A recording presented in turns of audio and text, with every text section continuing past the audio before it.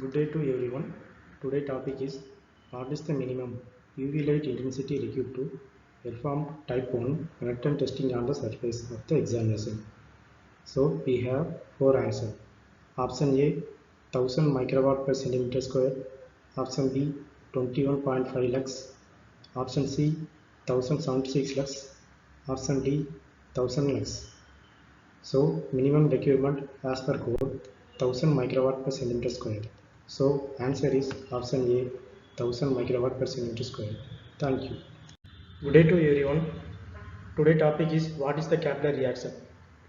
We have four answers. Option A a chemical reaction that occurs in the atmosphere. Option B a type of nuclear reaction. Option C a non-destructive testing method to detect surface defects.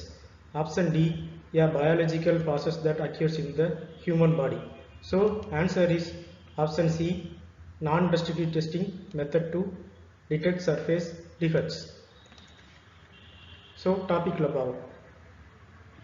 First surface preparation உள்ள நீட்டாக ஒரு metal எடுத்துக்கிறோம். அந்த மெட்டலில் red banded apply பண்ணிட்டு டொல் time 10 to 15 minutes கொடுக்கணும். அதுக்கப்புறம் அந்த மெட்டலை வந்து ஒன் சால்வெண்ட் ரிமூவல், அதாவது சால்வெண்ட் ரிமூவல் ப்ராசஸ் படி க்ளீன் பண்ணி நெக்ஸ்ட்டு டெவலப்பர் அப்ளை பண்ணி 10 to 15 மினிட்ஸ் டொல் டைம் கொடுத்து அதுக்கப்புறம் செக் பண்ணோம்னா நமக்கு விசிபிளாக டிஃபெக்ட் தெரியும். இதுதான் detect surface defects. Okay, next கேப்லர் ரியாக்ஷனை நான் பார்ப்போம். ஒரு கண்ணாடி குடுவையை எடுத்துகிட்டு அதில் வாட்டர் ஃபில்லப் பண்ணோம்னா அதில் 3 டியூப் வச்சு கண்ணாடி டியூப் வைக்கிறோம்.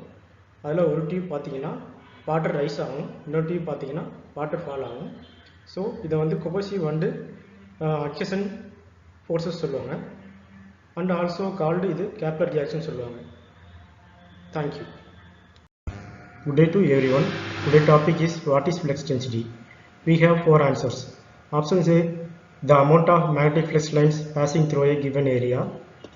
Option B the strength of an electric field. Option C the amount of electric current flowing through a conductor. Option D the resistance of a material to a magnetic field.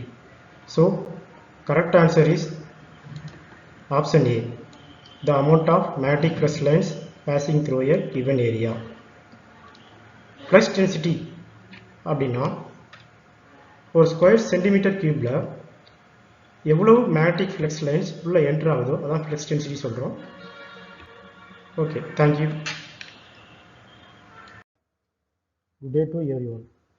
Today topic is if today you have a new 50 curie iridium 192 source, what will be its activity after 298 days? We know its half-life is 74.5 days. So we have four answers. Option A 3.125 curie, option B 4.73 curie, option C 8.33 curie, option D 2.625 curie. So correct answer is option A 3.125 curie. Okay, இப்போ சம்குள்ள போவோம். Formula is I is equal to I naught e power of minus lambda small t by capital T. I is equal to present activity, I naught is equal to initial activity, small t is equal to period of time, capital T is equal to half-life, lambda is equal to 0.693. So ஃபார்முலாவில் apply பண்ணும்போது 50 curie into e power of minus 0.693 into 298 divided by 74.5. 50 curie into e power of minus 0.693 into 4. 50 curie into e power of minus 2.772. 50 curie into 0.0625. So answer is last 3.125 curie. Thank you. Good day to everyone. Today topic is which of the following shows allotropy. We have four answers. Option A steel, Option B, sulfur. Option C, carbon. Option D, all the above.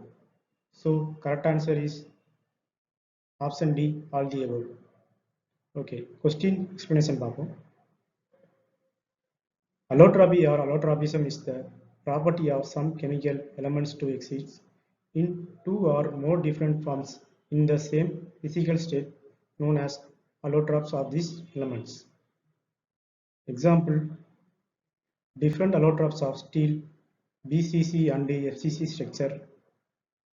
Different allotropes of sulfur include rhombic sulfur, monoclinic sulfur, diamond and graphite are the allotropes of carbon.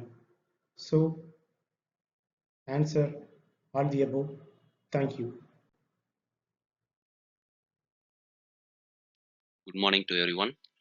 இன்னைக்கு நம்ம பார்க்க போற question find the radiation intensity from a 20 curie iridium source at a distance of 30 meter. So இதுக்கு கரெக்டான answer வந்து பார்த்தோம்னா option A 11.11 mR per hour. So இதை எப்படி டிரைவ் பண்ணியிருக்காங்கன்னு பார்க்கலாம். இப்போ 20 curie ஸ்ட்ரென்த் உள்ள இரிடியம் சோர்ஸ்லேருந்து ஒரு 30 மீட்டர் டிஸ்டன்ஸில் ஒரு ஹியூமன் நின்றுட்டு இருந்தாங்கன்னா எவ்வளோ ரேடியேஷன் அவங்களுக்கு வந்து ரிசீவ் ஆகும் அப்படிங்கிறத நம்ம இன்வர்ஸ் ஸ்கொயர் லா மூலயமா கால்குலேட் பண்ணலாம். So, radiation level in mR per hour equal to Curie into RHM into 1000 divided by distance square. இந்த ஃபார்முலால நம்ம அப்ளை பண்ணும்போது நமக்கான ஆன்சர் 11.11 mR per hour அப்படிங்கிறது வரும். சரிங்களா? Thank you. Good day to every one. இன்னைக்கு நம்ம பார்க்க போற question what is the radiation intensity when 200 mR per hour radiation from a iridium source passes through 50 mm of steel. So இதுக்கான கரெக்டான answer பார்த்தீங்கன்னா option B 12.5 mR per hour. So இதை எப்படி calculate பண்ணுறதுங்கிறத பார்க்கலாம். இப்போ ரேடியேஷனோட அளவு பிஃபோர் ஷீல்டிங் வந்து பார்த்தீங்கன்னா 200 mR per hour இருக்கு. 50 mm ஆஃப் ஸ்டீலை கிராஸ் பண்ணையில் ரேடியேஷனோட அளவு எவ்வளோ அப்படிங்கிறத கால்குலேட் பண்ணுறதுக்கு நம்ம இந்த ஃபார்முலா யூஸ் பண்ணிக்கலாம். I equal to I0 into e to the power minus mu t. So இதில் I அப்படிங்கிறது intensity of radiation after shielding, I0 அப்படிங்கிறது intensity of the radiation before shielding. So இதில் லீனியர் அட்டெனுவேஷன் ஃபார்முலா என்னன்னு பார்த்தீங்கன்னா 0.693 divided by half value thickness. இப்போ ஸ்டீலுக்கு இரிடியமோட half value thickness எவ்வளோ அப்படின்னம்னா 12.5. நம்ம இதை ஃபார்முலாவில் அப்ளை பண்ணையில் நமக்கான ஆன்சர் வந்து 12.5 mR per hour அப்படிங்கிறது வந்துடும். தேங்க்யூ.